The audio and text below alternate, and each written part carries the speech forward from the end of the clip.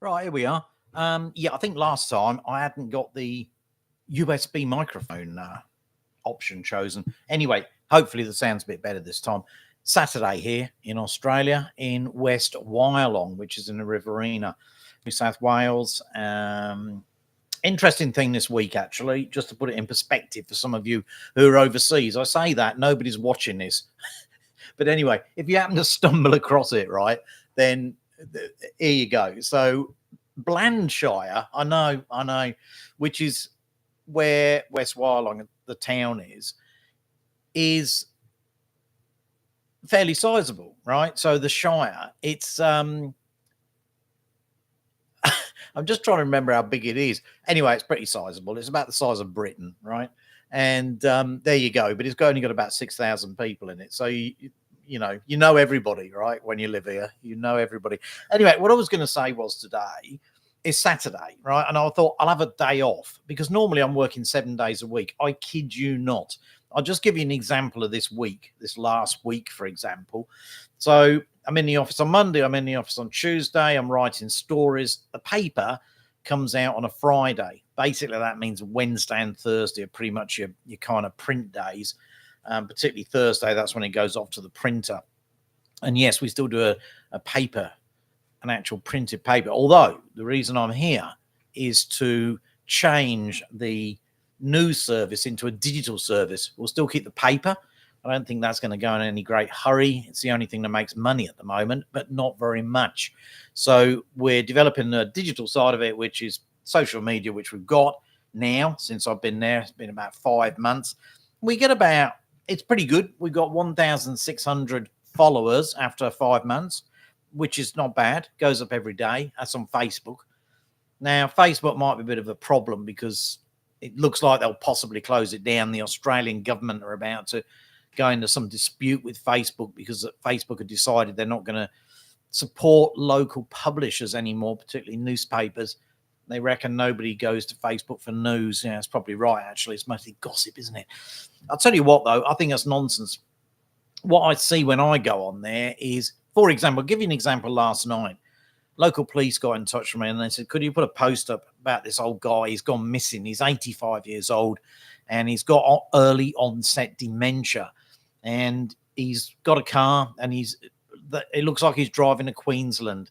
This is equivalent if you're in Europe as saying, like, it looks like he's driving to Germany, from France, right? It's a big way. It's a big distance. It's a way to go. Anyway, so I said, yeah, no problem at all. I get on well with the local cops.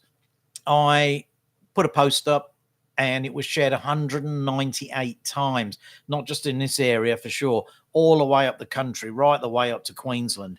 Anyway, the police found him and all's well, right? Ended well. Now, that's when social media is good and it works well. It's got an instant reach, it's really good. But this thing about Facebook saying they don't want to pay journalists or newspapers for the stories, as nobody uses Facebook for news. How rubbish is that then? Look, so that bloke they're looking for, the police are not going to talk to anybody on Facebook. They're not going to talk to Tom, Dick or Harry and go, hey, mate, could you put a post up? It's just not going to happen. Even if they put their own posts up, not that many people share it. But trusted news service like ours is, people will share it and they understand it. They understand it's true. They understand it's news. Anyway, there you go. Well, I'm going to talk about a few things. So anyway, I thought I was going to have a day off and I got up a bit late and I thought, a big breakfast, sit around. I'm doing stuff like getting my washing done and all that sort of nonsense. I don't have a washing machine here in the cell. I have to go to the laundrette and get it done. Anyway, so I'm thinking I'm doing that. I've done that. I come back. I get a phone call from a source of, somebody local. Oh, there's something going on at the airport. You got to laugh, really. I told my wife about this. She said, I didn't realize there was an airport. Well, there's not really, to be fair. It's like an airfield. Okay, it's tarmacked, all that sort of stuff, right?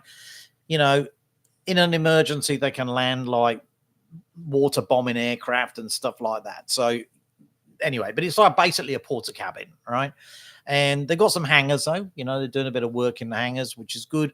I think I mentioned a DC-3 Dakota aircraft, possibly. They're renovating that at the moment. They got that in one of the hangars, so that's good. It's kind of a local plane. But anyway, so I was told that, you know, there's these guys there and they've got these planes and they're flying these planes. I thought, oh, okay, brilliant. Now, so I've got a day off, right? Now, if you're a journalist, you can't really take time off. I've got to tell you, if you're going to do the job properly, right, you've got to be committed and you've got to be there and you've got to be doing stuff. It's no good just, you know, I'll give you an example, right, of how not to do it. Back some years ago, a paper I was working on, one of the journalists there, he was out on the weekend at some show. It was at a local, funnily enough, at some local RAF base, right? And he was there, and the local MP walked up to him, you know, and he put his hand up like this, and he went, "Hang on, I'll get it on the screen." Put his hand up like this, and he went, "I don't need to talk to you. It's a weekend." Oh my God, you know, if I could have sacked him there and then I would have done, right? You can't do that. You can't do it, right? You're part of the community.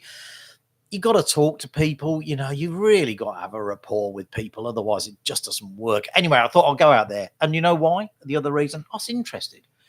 This contact said they've got jet planes out there. I thought, oh, wow, what's going on? That's the other thing about being a journalist or an editor, right? Well, so any of these, either of these, journalists or editor, you've got to be inquisitive. You've got to want to know what's going on. It's no good to be saying, it shouldn't be in your psyche, you know, to be saying, oh, I don't know whether I'll bother. Just go and have a look, okay? Anyway, I'll go and have a look. Brilliant thing, right? I'm really not into planes. I hate flying. Can't stand it. It's the one thing I've got a thing about. I'd say it's a phobia, right? I can't stand being off the ground. I think it's dangerous. If you fall from somewhere off the ground, you could die, okay? You know this thing they have? They say that air travel is the safest form of travel. You know, this is a classic case of how they use statistics in a bollocks way, right? So you're in your car, you're driving along, something happens, you swerve off the road, you have an accident, right? Okay, 9 times out of 10, you're going to walk away from that. You might have a dodgy knee or something, but you're going to walk away, right? If you're in a plane and it veers off and it has an accident, well, that's it, isn't it, really? That is it. I mean, you're not going to survive it. Hardly likely, anyway. Not unless you can squeeze yourself in the black box, you know, which always seems to survive. But I don't know why they don't make planes like that. Maybe if they made the plane like the black box, then yeah, that might be a bit safer. Anyway, so I go to the airport, but what I do like is speed. I love speed. I like driving cars, you know, and I like fast cars. I like all sorts of cars, but I do like fast cars. Anyway, went out there. So they're flying these planes. They're bigger than model planes. They're probably about 4 or 5 times the size, but they're not planes you or I could go in. But these things are fantastic. They cost about $10,000, between $10,000 and $20,000, depending on the specifications. But they're powered by a gas turbine engine. So basically they run on avgas, which is the aviation gas, right? Exactly the same as your big planes, your Boeing 737s and whatnot. So they're powered by the same thing. Honestly, when they take off these things, they sound like a real plane. It's fantastic. It really is. Anyway, so I spent about an hour down there and yeah, just having a bit of a chat. And it was good. It was good. I really enjoyed it. Lovely day today. Pretty cold, but you know, sunny as, which is often how it is here in Australia. So yeah, it was good. Went down there, you know, did the job and put a few posts up on Facebook, and then I'll write about it for the paper as well. So that's good. Tomorrow, Sunday, I'm at an Australian rugby league match, the Mallee Men, as they're called here. I don't know where that comes from. I'm not sure. But anyway, they're playing some games tomorrow, so I'm going to go down there and do some pictures. I don't know anything about sports. I mentioned this before. But anyway, I'm going to go down there and do a bit of that. Now, the other thing I was going to mention is just this evening, I was thinking to myself, you know, I mentioned about my books that I'd written, right? And there's one called Christ. Now, I did mention that I rewrote it because the agent at the time in the UK said I needed to put more content in, etc., and more build the characters up a bit more. So I rewrote it, and I had a bigger book, and I called it The Astrakhan's Feather. And I was thinking today, I thought, you know, I'm going to have a bit of a look at it again. So I guess really we're talking 10 years ago, I was sort of messing about with that book. I've written the whole thing. It was 132,000 words, which is a lot. Anyway, I started reading it again today. I actually really love that book. I love that book. I've got to try and figure out a way to get it published. I'm not going to self-publish it. I did that with Christ. I sold 2 copies. One was to my ex-editor at the time, and the other was to a mate of mine. I don't think either of them have read it. One of the girls at work, she actually saw the book, the printed book sitting there on my desk. She said, "Oh, what's that?" I said, "Oh, it's a crime novel." She picked it up and she said, "Oh, I'm going to the beach this weekend. Can I take it and I'll read it?" I said, Yeah. She said, "Oh, it's really interesting." I said, "Yeah, I wrote it." She said, "What?" I said, "I wrote it." She went, "Oh, okay." Anyway, I never heard anything about it again. Nah, never mentioned it. Didn't say anything about it. Anyway, not to worry. So we'll see. But I don't know. I might spend a bit of time going over it. I love the characters. I spent ages doing it, One of the criticisms of it, when it went in this expanded form to the agent, the book agent, is look, mostly book agents, it's women, right? Anyway, feedback that came back, one of the bits of feedback was that there's an underlying current of sexual tension, as if that was a bad thing, And I thought, well, it's actually pretty good. I really like it, I do. Anyway, there you go. Anyway, we'll see. But I'm going to have a bit of a look at that again and see how we go. What else is going on? Not much. Let me tell you why I'm here in the cell. So basically, both myself and my wife are working. That's all good. She got made redundant back in November last year, right? So it's what is that, about a year and a half? And she was working for an advertising agency, one of the world's biggest advertising agency. She'd been there a long time. She had a good salary and all that stuff. I was working on the Barrier Truth. I was editor of the Barrier Truth newspaper. That's an interesting paper in Broken Hill. I've talked a little bit about that before. I'm not going to go on about that again, but I was doing that, and I was basically managing to do that remotely, working from home. So that was good. It was working all right. When she was made redundant, she got a reasonable payout, but she decided, as you do, to start a clothing label. Why? I don't know. I've no idea. Apparently she's always wanted to do it. Anyway, year and a half later, still hasn't got a product to sell. So things were getting a bit dodgy with the old money side. Anyway, I was at Broken Hill, working there. Newspaper editors don't really get paid a lot of money, and not unless you're actually, I'll tell you a funny thing about that in a second, not unless you're working on one of the big daily papers somewhere, a metro as they call them here. I'll tell you a funny thing. I was in court covering it, madam, covering it, not in court itself, a few weeks ago, and some bloke was up for something or other, drink driving or whatever, and his solicitor said, "Oh, well, he takes home just over $1,000 a week." And the magistrate goes, "Well, that's really not a lot of money, is it?" And I thought, that's my salary. That's my salary, So the truck driver, he was a truck driver. He was getting paid more money than I was getting paid for doing what I do. Some people would say that's fair enough, I didn't think so. Anyway, point being, I'm the only one earning any money at the moment, right? So what I ended up doing was I ended up doing 2 full-time jobs at the same time. I did this for about 4 or 5 months. I got this job at West Wyalong, and I was still doing the Barrier Truth. Now, neither the West Wyalong people or the Barrier Truth people knew. They probably will. No, they won't know now. I was going to say they probably will now, but they won't, because nobody's watching it. And the interesting thing is about it, though, I was doing both of those jobs. It was ludicrous. It was ludicrous. The one thing you could say about it is that the Barrier Truth, you could do it all remotely, right? But I had to fit it in with what I was doing with the West Wyalong paper. Barrier Truth, they had some journalists there, so at least I didn't have to do the whole thing myself, as I do with West Wyalong. I'm the only person there editorially. But the Barrier Truth, right? Two copies of the paper a week, 28 page, 32 page. They're pretty hefty, right? I was working every hour God sends, every hour, right? I didn't have a break. I'd be getting up at 3 in the morning. I'd be doing one paper. Come 9 o'clock, I'd be doing the other paper, right? It was just absolutely ludicrous. I didn't know how long I could keep doing it. But what I knew was the Barrier of Truth, it was unsteady, right? They had this ludicrous situation where they got so many people employed. They had about 28 people, right? You compare that with West Wylam, we got 3, right? Now, 3 is not good. I could do with some help. Obviously, I have to do everything at the moment editorially. But the point is that I was doing the 2 at the same time. So I was earning a lot of money, although, of course, I was being taxed on both jobs, right? So hopefully when I get my tax return in, I'll get a bit of a refund on that, hopefully. But yeah, that was tough. That was tough as. But sometimes in the middle of the night, when I'd still be working, I'll be laughing to myself, I'll be laughing and thinking, oh my God, I am doing 2 full-time jobs and I'm managing to do it. Oh, how the hell I did it, I just don't know.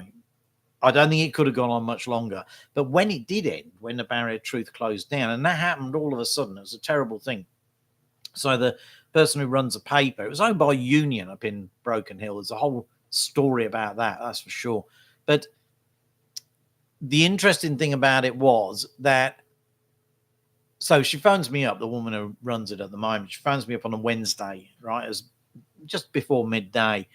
And she go, we just finished the Friday issue on the Wednesday, well, Tuesday afternoon.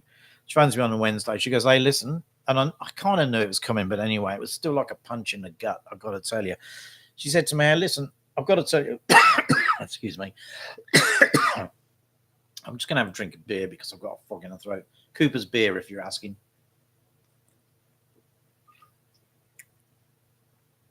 Why that's not provided on the National Health Service, I just don't know. Anyway, what she said to me, look, sadly the time has come, we're going to close the paper. I said, oh, that's really bad news. I said, when's that happening? She said, today, lunchtime. Oh, dear, oh, dear, oh, dear. And I said, okay, what are you going to do now? She said, now I'm going to tell the staff. So by the Wednesday evening or Wednesday afternoon, everybody was out, right? Apart from a couple of admin people who were carrying things over. Terribly, terribly sad. Paper had been going for 123 years. Now, they had designers, full-time designers. They were really talented people. And what was really bad and really sad was I got a phone call, a week or 2 after, from a company, and they said, look, we're asking for a reference for this guy, and he put you down as a referee. I said, yeah, absolutely. He's a great bloke, really good designer, really talented, good manager of people as well, blah, blah, blah. And she said, oh, okay, that's good, that's good. I said, what is the job he's going for? She said receptionist at the doctor's. I could have cried. I don't know what ended up happening in the end, whether he got that or whatever. I mean, it's just dreadful, dreadful, dreadful, dreadful. But look, it's a symptom of how news has changed. No, that's not true. News hasn't changed. The way you get news and the way you provide the news hasn't changed, but the delivery mode is changing, right? Not too many people are reading newspapers these days, and people like things in short, sharp, brief bursts of information, don't they? I've noticed even the ABC at the start of their stories now online, they go in short, and then they tell you the 3 main points about the story, which is good. It's good, but it means that people don't read the full story. They don't get the full story, right? And I think that's a real problem. Anyway, there you go. So that's about it for today, I suppose. I'm looking at the clock a little bit. I'm thinking 18 minutes is quite long enough to be listening to me rambling on. I noticed somebody has joined me on the live chat. It's anyway. Anyway, it's somebody talking about something else, about gaming or something. So look after yourselves, folks, and I will be back tomorrow. I know there's been a 2-day gap here, but I'll try and get back tomorrow. Tomorrow I'm going, as I say, to the rugby match. But when I'm back early evening, I'll chuck something else up, tell you how that's all gone. So look, all good. And I'll just close this down, and you all take care out there, okay? And have a good evening, day, or afternoon, depending on where you are in the world.